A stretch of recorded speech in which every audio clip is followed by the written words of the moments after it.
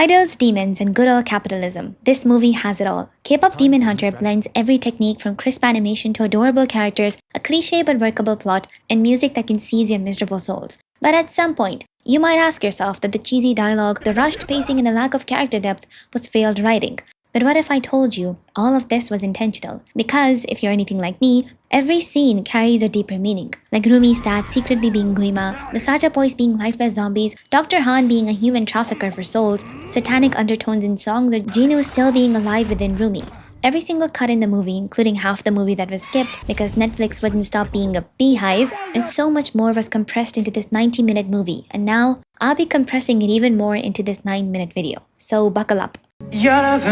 All the flashy theories aside, let's start with the one thing that slapped everyone in the face, the animation. Kpop Demon Hunter uses 2D plus CGI for their animation, so for their bodies they use jagged frame rates, which explains the awkward movements, all the while keeping their facial features 2D, so they can easily switch between a kawaii anime high school girl or a 7-foot-tall JoJo character.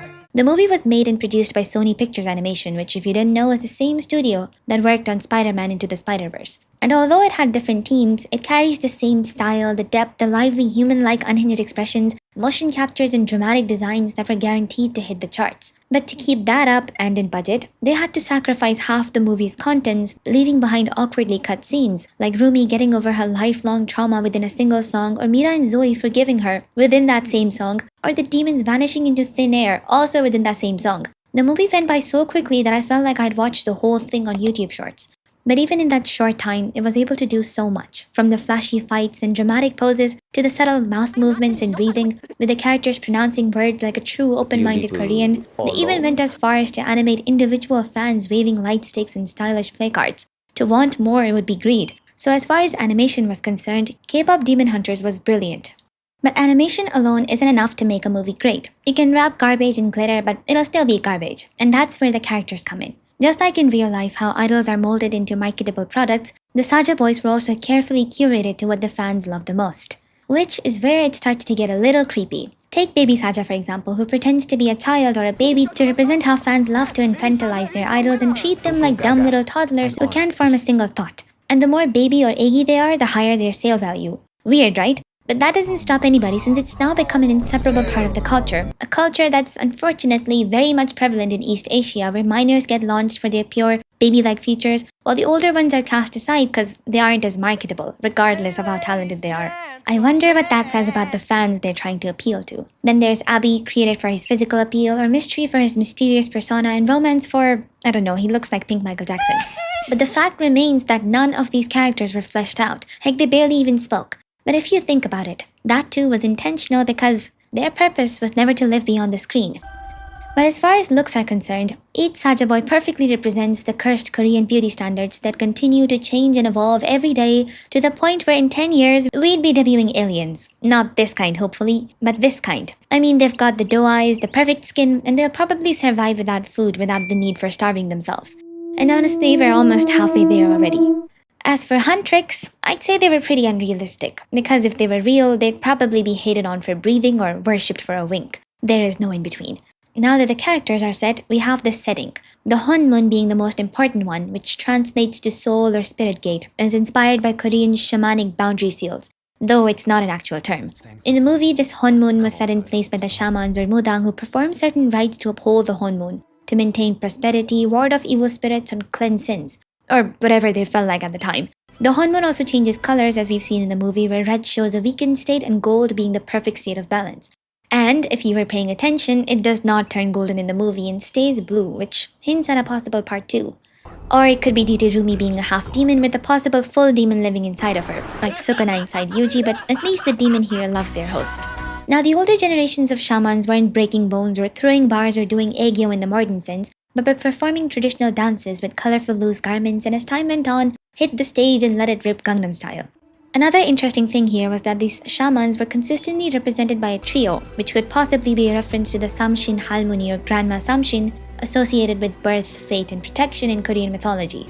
So while Samshin gives life, the entertainment industry kind of decides what you do with that life, especially if you're pretty and underage. And my favorite mythological references in the movie were these two adorable munchkins, the tiger and the magpie, Derpie and Sussie. both of which were inspired by the same Korean folk painting style called the jakhodo, literally meaning painting of tiger and magpie, which are mostly painted to ward off evil spirits or bring good fortune, the usual. The magpie or the crow could also be loosely based on samjak crow with multiple legs, but here it just has multiple eyes, which represents omnipotence or spiritual vision, though I can't tell if there's a single thought behind any of those eyes.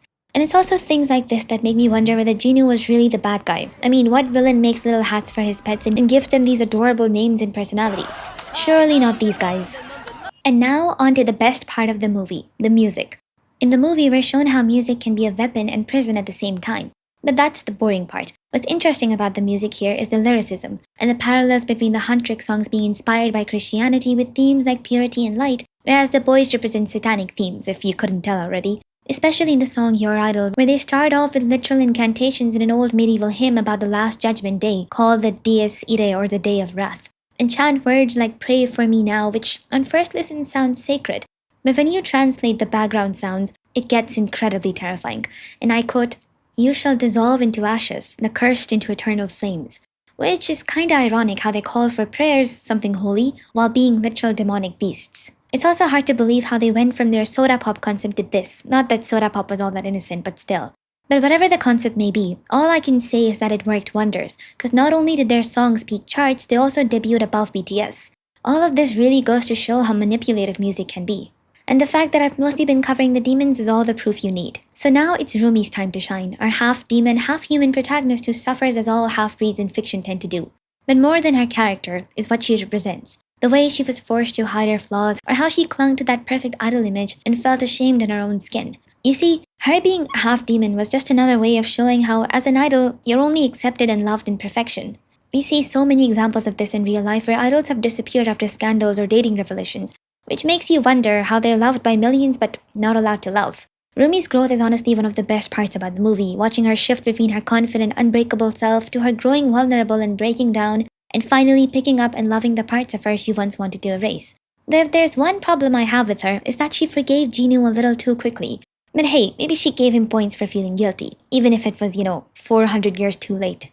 Speaking of being too late, the movie never explains half the stuff it sets up, which is where the fan theories come in clutch.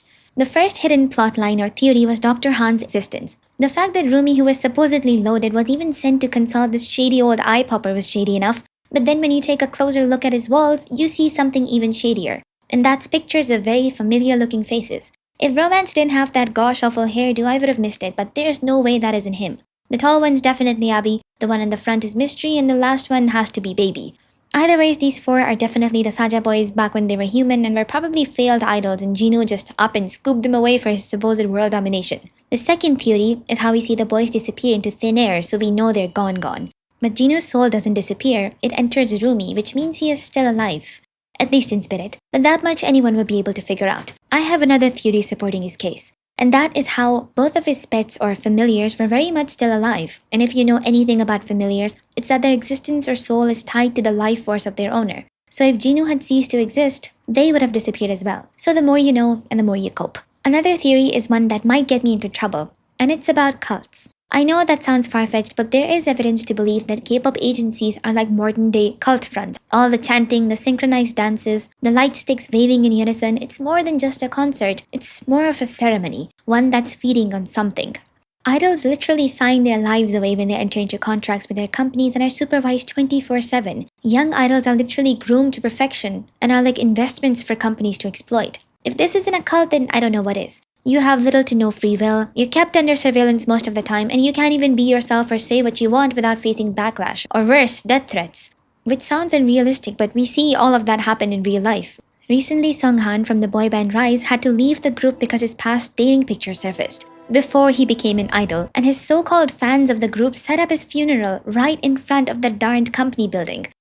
I don't know what to think about this except that there is something so dark and ominous about the industry that Kpop Demon Hunters was a massive understatement on how horrible they can be. I mean, we see Jinu forming an idol group of all things to deceive people. So if you think your favorite group's music video accidentally uses black-red color schemes, third eye poses, and ritual circles, then you're not paranoid. There is certainly more than meets the eye. Now that's the stuff the movie could have added or hinted at, but then we have all the stuff they skipped. Zoey and Mira barely got any screen time, and their backstories were summarized within a couple of sentences, Rumi's parents barely got a glimpse unless Guima was her dad. Sea-Line was somehow blurred out of the existence by the end despite her major role at the start. They talk about saving the world when all the world we see is in Seoul. The demon realm and the demons in general were pretty goofy, and we never got to know what happens to people who get their souls taken away. I'm guessing they were off-screen like a certain somebody to keep it PG. Guima's end also felt very anticlimactic. So many questions and barely any answers. It would be nice if they could release an uncut version someday that ties all the loose ends, or maybe they left all these questions unanswered on purpose for a sequel that could tease why the Honmun stayed blue, more demonic idols or maybe even actors, and more on the trio's preceding Huntrix. Or they could keep it as it is and not risk ruining it somehow with a forced part 2 if they never planned on it. Anyhow, that is it for my 9-minute rundown of Kpop Demon Hunters and what it tried to show or could have been. I was one of the people who made fun of it before and while watching it, but on closer look, it wasn't too bad. It has a ton of potential and the creators really sold their souls in making it and giving us bangers for songs. And so Kpop Demon Hunters may be a kid's movie, but that's what makes it so special. No woke agendas, no forced toxicity, and no brain rot. I may not be a kid, but I have experience being one. So for all the overgrown kids out there, you have elite taste. Thank you for watching and take care.